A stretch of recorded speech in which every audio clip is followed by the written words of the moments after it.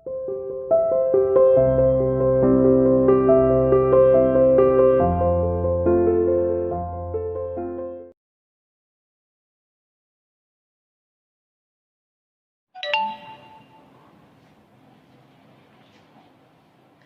welcome to CR International Online Classes. Today we are going to discuss about the energy. जैसा कि आप लोगों को पता है, हम लोग चैप्टर नंबर 11 जो कि फोर्स एंड एनर्जी के बारे में हम उसके बारे में डिस्कस कर रहे थे। तो फोर्स का जो टॉपिक था हमारा कंप्लीट हो चुका है। Today we are going to start our topic that is energy. चलिए शुरू करते हैं अपना टॉपिक। देखिए एनर्जी, एनर्जी क्या होती है? एनर्जी का मीनिंग आप सभी को पता है, ऊर्जा, है ना, ऊर्जा होता है। तो ये एनर्जी हमें जो है कैसे प्राप्त होती है और एनर्जी का क्या यूज होता है। चलिए पहले देखते हैं एनर्जी क्या है। The ability to do work is called energy, यानी कि जो हमारी कार्य करने की जो क्षमता होती है, एबिलिटी होती है, वही हमारी एनर्जी है। कोई किसी के अंदर एनर्जी ज्यादा होती है, किसी के अंदर एनर्जी कम होती है। तो सबके अंदर जो एनर्जी, सबके अंदर जो है एनर्जी की जो एबिलिटी है, यानी कि सबकी क्षमता जो है कार्य करने की, वो अलग अलग होती है। ठीक है, तो the ability to do work is called energy. अब आगे देखिए, there are two types of energy sources, और एनर्जी के जो सोर्सेज हैं वो टू टाइप के होते हैं, यानी कि दो प्रकार से हम एनर्जी को प्राप्त कर सकते हैं। यानी कि एनर्जी के दो स्रोत हैं, दो मुख्य स्रोत हैं। वो कौन कौन से हैं देखिए। फर्स्ट इज नेचुरल, एक तो नेचुरल सोर्स हो गया एनर्जी का। सेकेंड इज मैन मेड, एक मैन मेड एनर्जी भी होती है जो मैन ने बनाई है, मैन के द्वारा बनाई जाती है। तो दो सोर्सेस हो गए, एक तो नेचुरल और एक मैन मेड।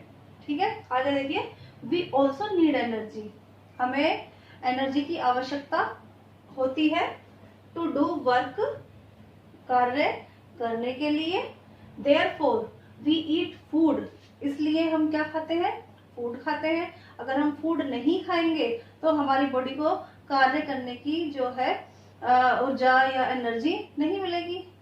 ठीक है, एंड अदर न्यूट्रिशियस सब्सटेंसेस, हम फूड के साथ साथ कुछ और अलग दूसरे जो है न्यूट्रिशियस सब्सटेंसेस भी खाते हैं, जैसे कि हम जूस लेते हैं, फ्रूट्स लेते हैं, ताकि हमें और ज्यादा एनर्जी प्राप्त हो। क्योंकि जूस में, फ्रूट्स में, वेजिटेबल्स में, सैलेड में, सब में अलग अलग टाइप के जो न्यूट्रिशियस सब्सटेंसेस होते हैं, जैसे विटामिन है, मिनरल्स है, कार्बोहाइड्रेट, प्रोटीन, ये सारी चीजें पाई जाती हैं।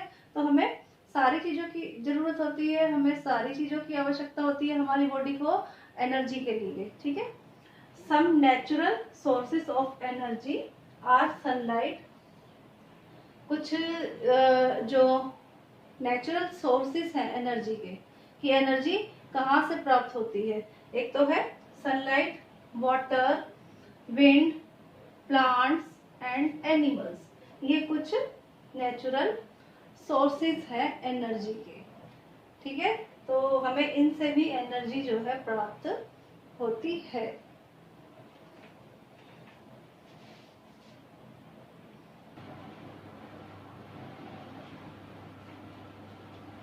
आगे देखो बच्चों, different forms of energy, energy की डिफरेंट फॉर्म्स, यानी कि एनर्जी कितने प्रकार की होती है। अब हम यहाँ पर एक एक जो है फॉर्म के बारे में पढ़ेंगे। फर्स्ट इज मैकेनिकल एनर्जी, जैसा कि आप लोगों को इसके नाम से समझ में आ रहा है, मैकेनिकल यानी कि मशीनों द्वारा। ठीक है, मशीनों द्वारा जो एनर्जी होती है, या मशीन्स जो यूज करती हैं, और मशीन्स यूज मैकेनिकल एनर्जी। ठीक है, जितनी भी मशीन्स होती हैं वो कौन सी एनर्जी यूज करती है? मैकेनिकल एनर्जी यूज करती है। It is the energy possessed by an object due to its position और its motion। ये जो मैकेनिकल एनर्जी होती है दो तरीकों से हो सकती है। एक तो ऑब्जेक्ट की पोजीशन के अकॉर्डिंग जो है हो सकती है, और दूसरी हो सकती है ऑब्जेक्ट की मोशन को देखकर हम पता लगा सकते हैं। ठीक है, तो एक तो पोजीशन और मोशन, इन दोनों पर जो है मैकेनिकल एनर्जी जो है इनके कारण जो है होती है। ठीक है, किसी ऑब्जेक्ट की पोजीशन और motion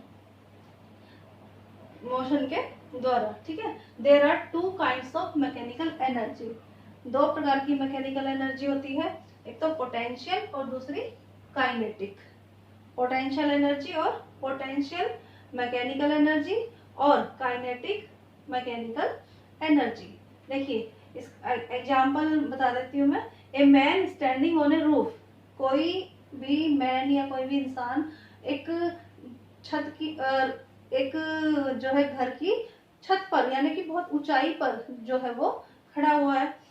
top has roof top has a potential energy, तो उसमें कौन सी एनर्जी है? Potential energy, due to its height.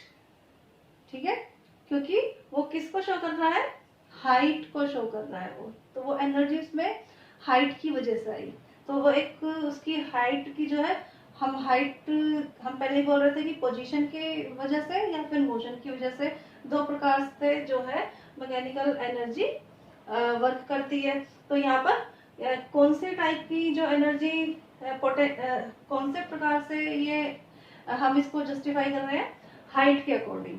ठीक है, नेक्स्ट देखिए, stretched rubber band has an elastic potential energy.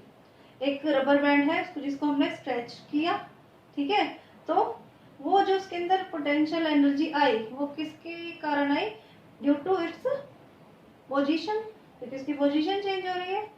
ठीक है, due to its stretched position, position जो है उसकी चेंज हुई, तो वो उसके अंदर कौन सी एनर्जी है? Elastic potential energy.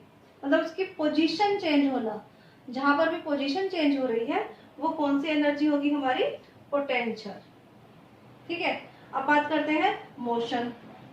देखिए नेक्स्ट एग्जांपल है, a moving bus has a kinetic energy. एक चलती हुई बस के अंदर कौन सी एनर्जी होगी? काइनेटिक एनर्जी, क्योंकि बस क्या कर रही है? मूव कर रही है, चल रही है। Due to its motion, motion के कारण, चलने के कारण, मूवमेंट करने के कारण उसके अंदर कौन सी एनर्जी है?